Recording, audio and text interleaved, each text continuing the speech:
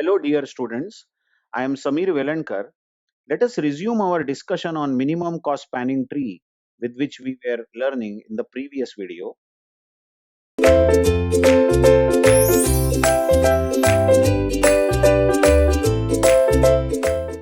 In the previous video, we got the notation of spanning tree.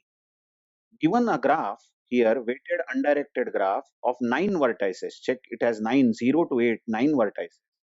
If we have 9 vertex graph and we want to build a spanning tree out of it, then spanning tree will contain all the 9 vertices but only 8 edges. That is v minus 1. If v vertices are there in the graph, then only v minus 1 edges will be there, and such edges will be there which will not cause a cycle. So as an example, in the previous video we saw that there can be a spanning tree this way. 0 to 7, there is an edge, you watch, 0 to 7 edge is there, that's why we are adding it.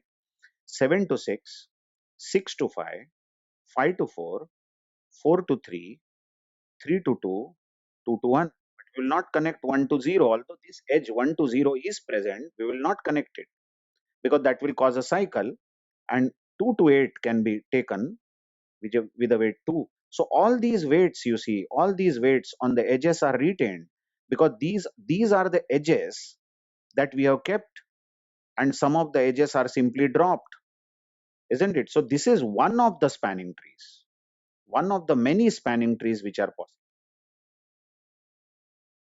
This minimum cost spanning tree is that minimum cost spanning tree is a spanning tree, of course, which will contain all 9 vertices and 8 edges, and there won't be any cycle. But if you add up all the weights which you have kept in the tree, whatever weights are there in the tree, if you add up all those weights, then the sum of all those weights, should be minimum. Come again. It is a spanning tree with v vertices. All vertices are there, and v minus 1 edges, so cycle is not there. But whatever weights are there in the tree, if you add all those weights, the sum of the weights should be minimum as compared to other spanning trees. So that is what is the minimum cost spanning tree, isn't it? In a simple sense, if you start constructing a minimum cost spanning tree, let's say you take 0 first, node 0. Now you see node 0 here is having a cycle with 7 and 1. Check this. There is a cycle here. You want to remove this cycle, isn't it? So you have to remove one of the edge. But which edge will you remove? It is better to remove an edge with higher weight. So this 11, this edge has been removed, and we will retain vertex 0 to 1 edge and vertex 0 to 7 edge. So weight 8 and 4 are retained, but weight 11 is dropped. If we keep dropping such weights which are larger and we retain the weights which are lesser, which are not causing a cycle, then finally if you add up all these weights in the spanning tree, that sum will come out to be minimum. Such a spanning tree will be called as minimum cost spanning tree. So how do you find minimum cost spanning tree of this graph? One of the methods was given by Kruskal. We call it as Kruskal's algorithm. Now, algorithm is very easy. Instead of writing, I will explain what the algorithm is. What Kruskal says is, in the first step, you set up a set. Let's call that set as X. And this set will be in the increasing order of weights of all the edges. So you take all the edges one by one, but you store them in increasing order of their weights. So you just watch in this entire graph, the smallest weight is of this vertex which I am right now marking. The weight is 1. It is 7 to 6. The weight is 1.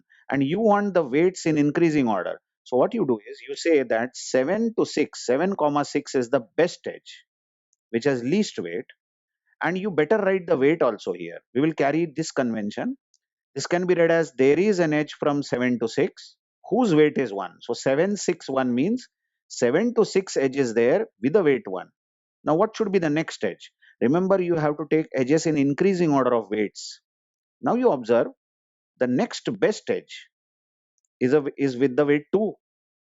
But there is a problem. There are two edges with weight 2. I am marking it. 6 to 5 and 2 to 8. Both are having the same weight 2. Then which one you should take first? Whether you should take 6 to 5 or 2 to 8. There is no rule guiding it. You can take any edge first, because in either case you want the edges in increasing order of weight. So what difference it makes whether you take 6 to 5 or 2 to 8? So what I will do is I'll take 6 to 5.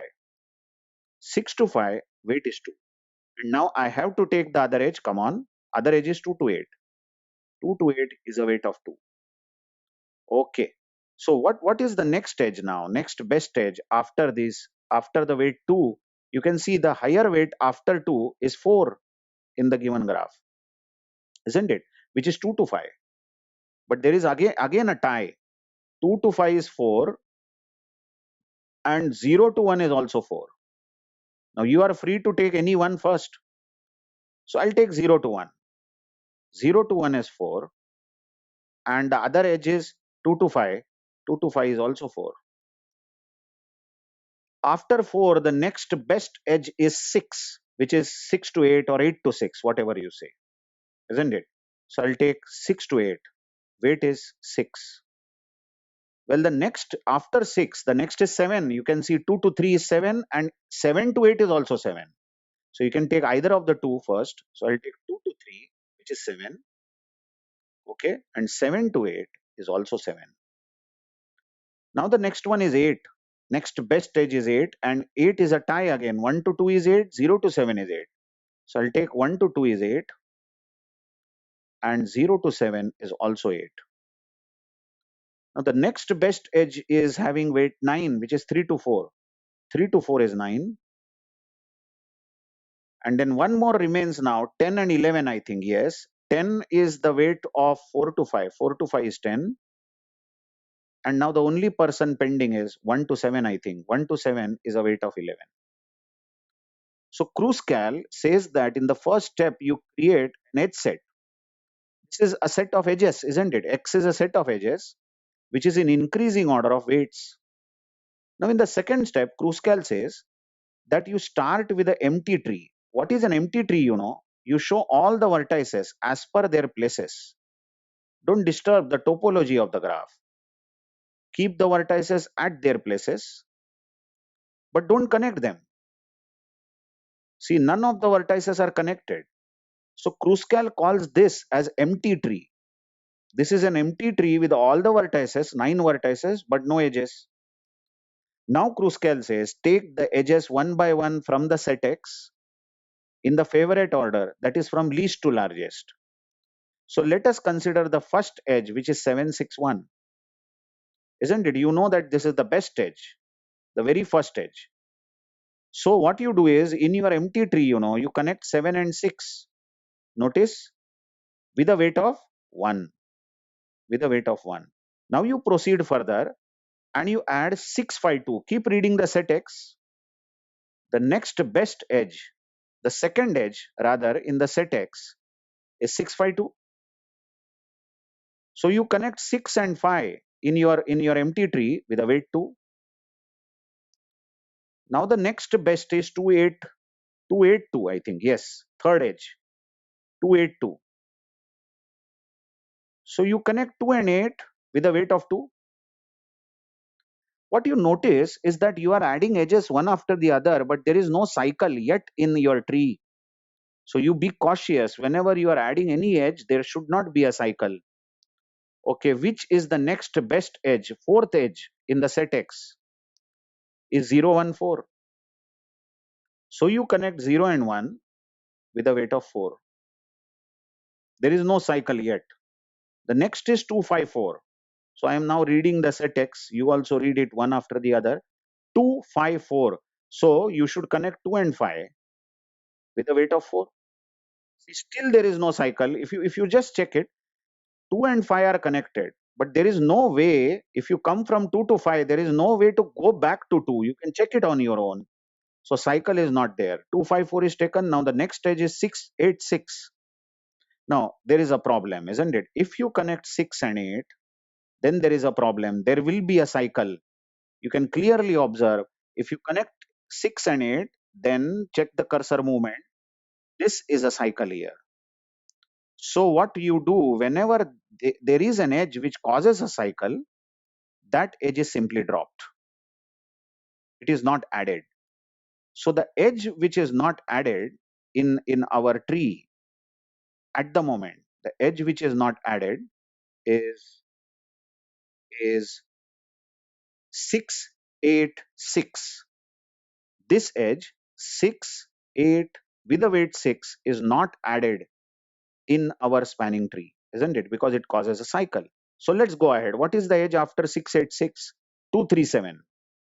Now 2 and 3 you can connect. Very well check. If you connect 2 and 3, once you go to 3, there is no way to come back to 2, isn't it? So the weight is 7.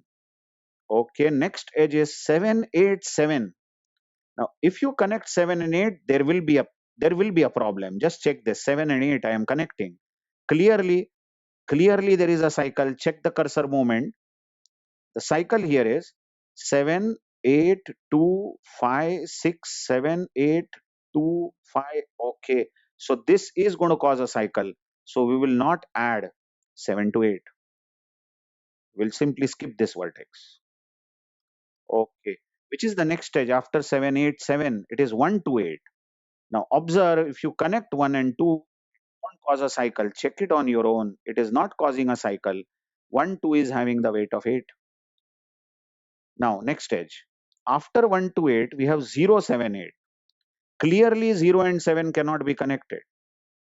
0 and 7, if connected, will cause a cycle as 0, 7, 6, 5, 2, 1, 0, 7, 6, 5, and so on. So we'll simply drop this edge. This edge cannot be added. Okay. What's the next edge after 0 to 7? It is 3 to 4, and 3 to 4 can be added. Waiting long time for this fourth vertex to get connected, isn't it? 3 to 4 can get connected with a weight of 9. Now wait a minute. Now something interesting. See the cursor movement. We have reached up to 3, 4, 9. This edge has been added. Now what if I say that you don't have to waste your time in checking the rest of the edges? Just don't bother about these two remaining edges, and don't even try to add them, because you tell me how many edges have been added in your tree. If you count, the number of edges added in your tree are 8 edges have been added and 9 vertices are there. So obviously you can't add any more edges, because in a 9 vertex graph you can have only 8 edges to avoid cycles. As soon as you add ninth edge, there will be a cycle. So up to 3, 4, 9, you added, and you saw after adding 3, 4, 9, 3, 4, 9, you got 8 edges. So now there is no sense in checking remaining edges, and what you have now here is a spanning tree. Again, it is a spanning tree, but it is minimum cost spanning tree, because if you add all the weights of this tree, just add all the weights of this tree, then you will get the total cost. The total cost is 12, 12 plus 3, 12 plus 2, 14, 14 plus 7, 21, 21 plus 9 is 30, 30 plus 7 is 37. 37 is the minimum. What do you understand? Just take a pause here. What do you understand? Is that can you get a different minimum cost spanning tree? Now we have got the spanning tree which is drawn in front of you. Can some other student get a different minimum cost spanning tree? Yes, indeed. If you have understood the explanation in and out, then you should understand that two different students solving the same problem can get different minimum cost spanning tree. It is due to the fact that whenever there was a tie, you just see this. There was a tie between, just check this. There was a tie between many edges, isn't it? Like there was a tie between 014 and 254. But then we said you can take any edge first. So some student might take 01 first, some student might take 254 first, isn't it? Now, due to this ordering, One student might get a cycle due to some edge which will be dropped, and other student might not get a cycle. The best way, you can watch this. Best way you can watch this is that suppose somebody gives you a graph like this. This is the graph with say 5 vertices. Okay, 5 vertices, and all the weights are one. All the weights are one, and you are asked to construct a minimum cost spanning tree. Now, when you construct a set X, which edge you shall take first? Okay, you say I will take 1 to 1 first, but then some other student taking it might say I will take 1 4 1 first. That means the ordering of the edges where there is a tie is decided by the designer.